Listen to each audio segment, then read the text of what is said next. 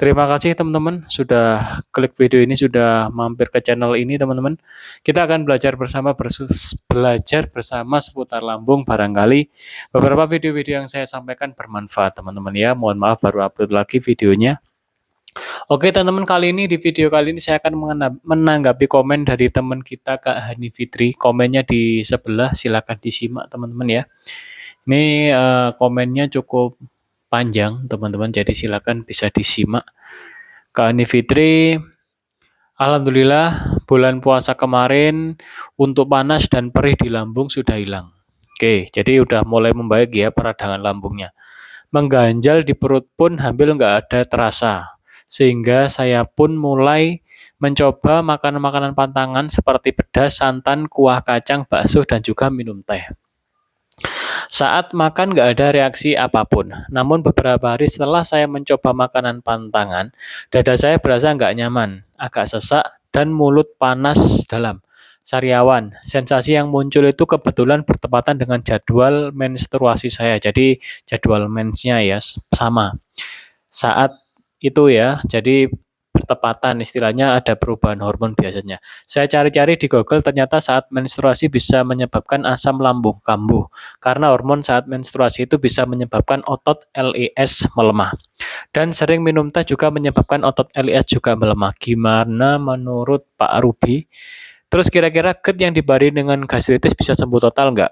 Akhir-akhir ini saya berikhtiar dengan melakukan pernapasan diafragma. Insya Allah katup saya bisa menutup kembali. Amin. Oke Kak Ani Fitri, terima kasih atas komennya. Saya akan berusaha menanggapi berdasarkan pengalaman saya. Jadi menurut saya, Kak Ani Fitri ya, GERD yang dibarengi dengan gastritis bisa sembuh total. Asal kakak harus memahami yang harus disembuhkan dulu adalah gastritisnya atau peradangan lambungnya. Setelah peradangan lambung membaik, nanti GERD akan otomatis membaik dengan syarat kakak tetap menjaga pola makan. Nah, di sini kakak sudah menyebutkan, kakak sudah mencoba untuk makanan pantangan. Sebenarnya, makanan pantangan itu tidak masalah jika kondisi kita sudah normal semua.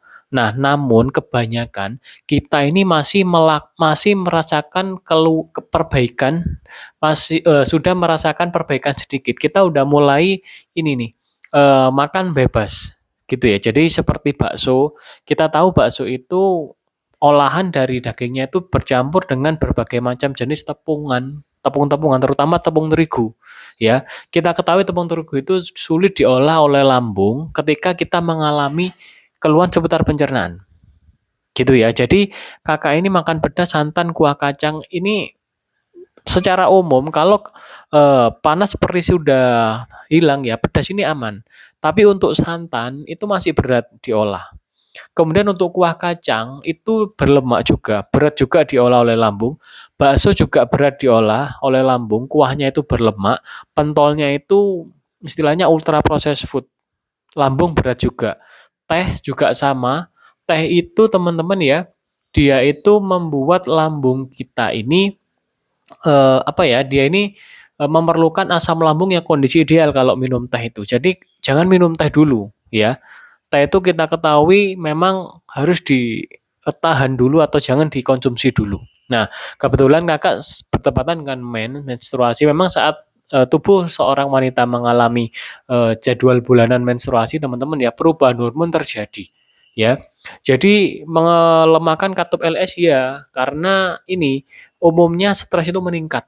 Nah, saat stres meningkat itu berhubungan dengan produksi asam lambung. Kita ketahui asam lambung kita ini idealnya kan asam ya, biasanya mengalami perubahan pH.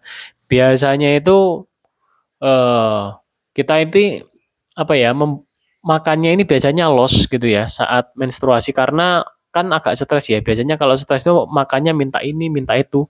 Biasanya gitu kalau menstruasi. Jadi dipahami walaupun sedang menstruasi Kak Ani Fitri harus tetap menjaga pola makan. Kakak sekarang melaksanakan pernafasan diafragma sudah sangat bagus. Jadi pernafasan diafragma itu bisa membuat rileks tubuh kita. Ya, karena saat kita melaksanakan pernafasan diafragma, teman-teman ya, oksigen yang masuk itu teman-teman ya, oksigen yang masuk ke dalam tubuh kita itu kita kan perut mengembang. Kemudian dikeluarkan perut mengempis. Itu yang bekerja teman-teman ya. Di situ adalah hormon stresnya menurun ya, kemudian hormon relaksasi kita ya, hormon bahagia meningkat. Jadi seperti itu kalau kita melaksanakan pernapasan diafragma. Saran saya, Kak ya, saran saya, Kakak harus membiasakan untuk menjaga pola makan. Jadi makan makanan seperti bakso, ya kuah kacang, santan itu dihindari dulu. Kalau pedas sih masih oke-oke aja ya. Umumnya tubuh kita ini bisa menerima pedas dengan syarat panas perih sudah mulai hilang. Gitu ya Kak Ani Fitri. Ini bisa sembuh total dengan syarat Kakak menjaga pola makan, makanan pantangan ini jangkanya kurang lebih 6 sampai 8 bulanan lah ya. Jadi sabar dulu. Nanti pun Kakak kalau sudah sembuh total, mau mencoba makanan-makanan yang udah dipantang itu pelan-pelan, nggak bisa langsung bebarengan. Contohnya, kalau mau makan bakso, Kakak harus makan nasi dulu. Contohnya, kalau mau makan santan-santanan, Kakak harus makan nasi atau sayur bening dulu, santannya tuh boleh dimakan siang, gitu ya. Jadi jangan pagi makan yang bersantan karena terlalu berat. Lambung kita atau tubuh kita ini pelan-pelan adaptasinya. Kita jangka panjang jaga pola makan, kemudian kita beranggapan kita udah sembuh, langsung diajar makan makanannya. Nah, setelah itu ini Kakak merasakan dada nggak nyaman ya, kemudian agak sesak itu ciri khas dari GERD. GERD itu terjadi ketika terjadi perubahan pH asam lambung kita, di mana pH asam lambung kita idealnya itu asam, mengalami perubahan pH biasanya di normal atau di basa. Sehingga apa yang terjadi sesak. Ya, apalagi biasanya dada panas itu karena eh, asam lambungnya udah mulai reflux naik ya, udah mulai mengiritasi area tenggorokan yang istilahnya namanya tuh LPR ya. Jadi menurut saya ke Ani Fitri, GERD yang dibarengi dengan gastritis bisa sembuh total dengan syarat kita memahami yang disembuhkan dulu yaitu gastritisnya, kemudian nanti GERD-nya akan membaik secara perlahan-lahan ya. Kalau kita mau memulihkan GERD tapi gastritisnya tidak disembuhkan itu mustahil.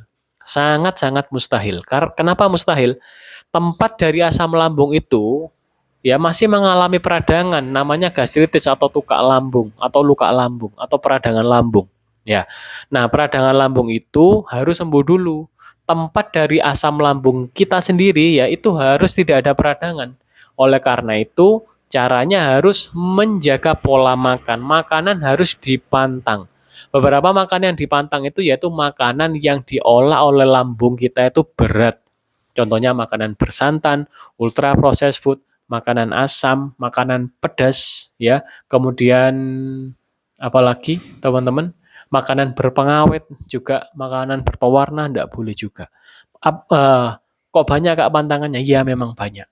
Karena makanan yang beredar teman-teman ya itu kan sudah diolah sedemikian rupa sehingga ya itu tidak bisa kita makan semua untuk sementara saja ya. Jadi seperti itu Kak Ani Fitri tanggapan dari saya. Semoga bisa menginspirasi atau bisa dijadikan referensi ya kalau kita ingin menangani sendiri di rumah ya seperti itu. Oke, terima kasih teman-teman sudah menyimak video ini sampai habis dan mohon maaf apabila ada salah kata. Jumpa lagi di video berikutnya. Wassalamualaikum warahmatullahi wabarakatuh. Salam sejahtera bagi kita semua. Rahayu, rahayu, rahayu.